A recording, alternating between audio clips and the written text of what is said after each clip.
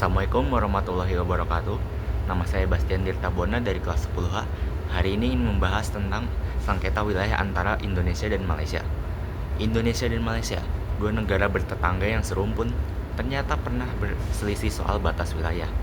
Tapi lebih dari sekedar garis di peta, persoalan ini menyentuh satu hal yang sangat penting bagi Indonesia, kedaulatan dan keutuhan Negara Kesatuan Republik Indonesia atau NKRI.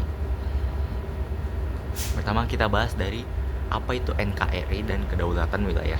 NKRI adalah bentuk negara kita, satu kesatuan dari Sabang sampai Merauke, dari Miangas sampai Pulau Rote. Setiap jangkal tanah, laut, dan udara adalah hak bangsa Indonesia, dan itulah yang disebut kedaulatan wilayah. Kedaulatan artinya kita bebas mengatur wilayah kita sendiri tanpa adanya campur tangan dari negara-negara lain. Dan kalau kedaulatan wilayah ini sudah diklaim oleh negara lain, ini bukan hal yang kecil, tapi ini adalah hal yang besar. Contoh nyatanya pernah dialami oleh Indonesia dan Malaysia. Kejadian itu pas Pulau Sipadan dan Ligitan. Kedua pulau kecil ini diklaim Indonesia dan Malaysia.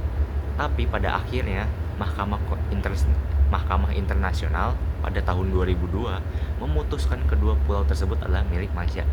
Kenapa? Karena Malaysia itu dianggap lebih aktif mengelola wilayah itu. Dan dari pihak Indonesia pun, walau berat tapi mereka tuh melepaskan karena mereka menjunjung tinggi hukum internasional. Selanjutnya kita akan membahas tentang sengketa Ambalat dan sikap tegas Indonesia.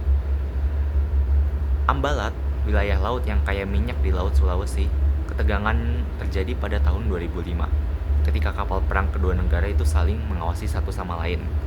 Nah, tapi waktu itu Indonesia tetap menjunjung prinsip NKRI harga mati. Dan melalui jalur diplomasi, kita tuh memilih penyelesaian damai tanpa kehilangan prinsip dan kedaulatan kita. Selanjutnya adalah menjaga wilayah dan menjaga persaudaraan. Sengketa itu bukan berarti permusuhan. Justru lewat sengketa tuh kita bisa belajar bahwa penting untuk menjaga wilayah tanpa harus merusak hubungan baik antar negara.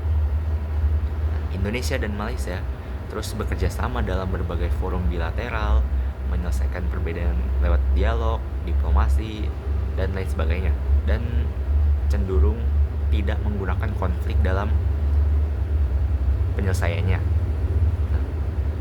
Jadi kesimpulannya adalah kedaulatan itu bukan cuma urusan pemerintah, ini tanggung jawab kita semua sebagai warga negara.